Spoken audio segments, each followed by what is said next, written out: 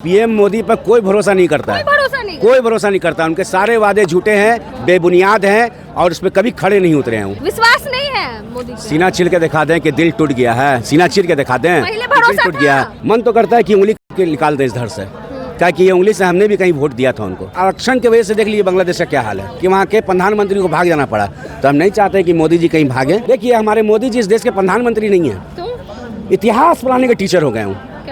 मंच पे जब चढ़ते थे तो बोलते थे कांग्रेस की सरकार आएगी तो राम मंदिर में बाबरी ताला लग जाएगा।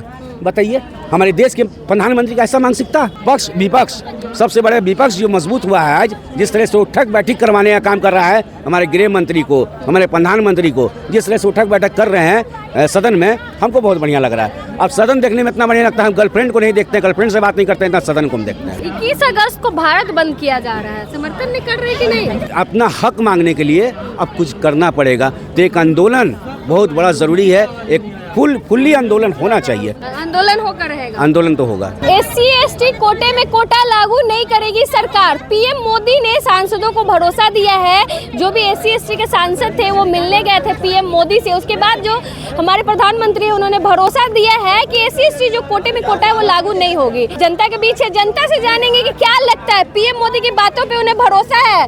क्या लगता है भैया, पीएम मोदी जो भरोसा दिलाए हैं, लग रहा है कि लागू नहीं होगी अब? पीएम का, मोदी जी का भरोसा कौन करेगा आज के डेट में?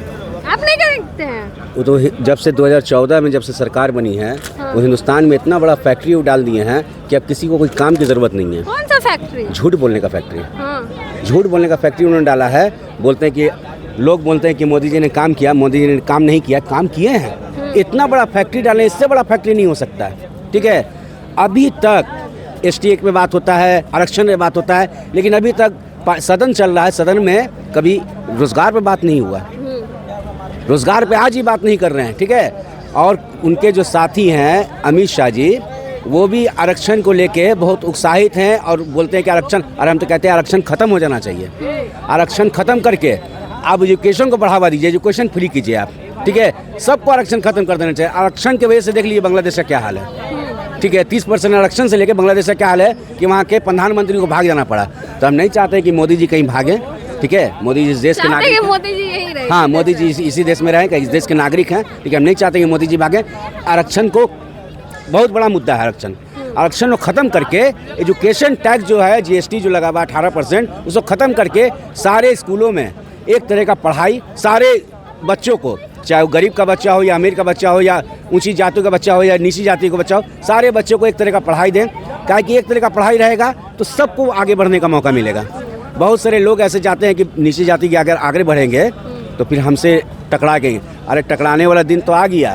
बिहार से वो चालू हुआ था। बिहार में जब 1990 में लालू जी की सरकार बनी थी तो लालू जी ने पिछड़े पूर्वों को, दलितों को आवाज़ देने का काम किया, अधिकार लेने का काम किया। ठीक है, 90% और 10% का जो बात होता था, जिसका 10% है 90% पे कब्जा किए हुए थे, वो अधिकार छीनने का लालू यादव ने आवाज़ दिया था। तो अब पूरे हिंदुस्तान में वो चल रहा है। ठीक है, पहल किए थे कौन? हमारे आदरणीय लालू प्रसाद यादव, लेकिन अब पूरे देश में वो चल रहा है। अधिकार कैसे लिया जाता है, अब कोई किसी से डरता नहीं है। जिसकी जितनी हिस्सेदारी उतनी भागदारी। तो कहने का मतलब है आरक्षण खत्म करके सारे स्कूलों में एजुकेशन फ्री कर दें, टैक्स फ्री कर दें और पढ़ने दें इंडिया को। जब पढ़ेगा इंडिया तो बढ़ेगा इंडिया। सुप्रीम कोर्ट के द्वारा फैसला लिया गया था वर्गीकरण का, कोटे में कोटा का। तो पीएम मोदी कह रहे हैं कि भरोसा दिलाया सांसदों को कि अब नहीं किया जाएगा। भरोसा है उनकी बातों पे? अरे उनके कोई बात का भरोसा नहीं है, नहीं भरोसा, किसी बात का भरोसा नहीं है मोदी जी का। 2014 से कोई बात पे खड़े उतरे हैं, कोई खलिए को फैक्ट्री डाले हैं। यही बहुत अच्छा है कि जितने भी उनके सांसद हैं और जितने उनके कार्यकर्ता हैं, झूठ बोलने का फैक्ट्री में वो काम करते हैं। दिन रात झूठ बोलते हैं, उठते बैठते सोते पढ़ते सिर्फ झूठ पर झूठ। तो जो बोले हैं भरोसा दिलाए, लागू कर देंगे, बोले कि नहीं लागू करेंगे। अरे सारा तो पेपर वर्क में काम होता है मोदी जी का, जमीन स्तर पे आता कहाँ है? जमीन स्तर पे आता है तो इतना युवा आत्महत्या नहीं करता। मेरे आंकड़ा के हिसाब से डेली 2 से 3 युवा आत्महत्या करता है। पता क्यों? कोई बाप का ताना सुनता है कि बेटा कब तक तुम मेरे होटल में खाओगे, कब तक हमसे पैसा मांगोगे। कोई माँ का ताना सुनता है कि बाप को कब तक तंग करोगे। हद तो तब हो जाता है पत्रकार बाबू, जब एक भाई बोलता है कि भैया तुम नहीं कमाओगे तो हम आगे ऑफिसर कैसे बनेंगे। हम IAS का तैयारी कैसे करेंगे। और उससे भी ज़्यादा हद कब हो जाता है पत्रकार बाबू, जब एक बहन बोलती है कि भैया तुम नहीं कमाओगे तो मेरे दरवाजे पर बारात कैसे आएगी, मेरी डोली कैसे उठेगी, मेरे दरवाजे पर बारात कैसे आएगी। वो डिप्रेशन में जाकर युवा आत्महत्या कर देता है। इसका जवाब है मोदी जी के पास, इसका जवाब है अमित शाह जी के पास नहीं है। क्या कि रोज़गार का बात नहीं करेंगे वो, महंगाई का तो माँ से तो कोई बात नहीं है। मटन पे बात कर लेंगे, मुगल पे बात कर लेंगे, मुस्लिम पे बात कर लेंगे, मुजरा पे बात कर लेंगे, ठीक है, मुगल पे बात कर लेंगे और मंगलसूत्र पे बात कर लेंगे, लेकिन महंगाई पे बात नहीं करेंगे। ऐसे 3 बार प्रधानमंत्री बन गए, तीसरी बार भी सत्ता में आ गए। तो देश के दुर्भाग्य है, देश के दुर्भाग्य है। 3 बार शेख हसीना भी बनी थी, देखिए शेख हसीना का क्या हाल है, ठीक है। शेख हसीना से कंपेयर कर रहे हैं मोदी जी का। अरे जिस तरह हमारी अर्थव्यवस्था मजबूत जिस है, तरह के तानाशाही 2014-2019 में हुआ था, वो तानाशाही को देखते हुए मेरे देश में आबादी युवा की है। और युवा को हम धन्यवाद करते हैं कि युवा ने इस बार जो डिसीजन लिया बहुत बढ़िया लिया।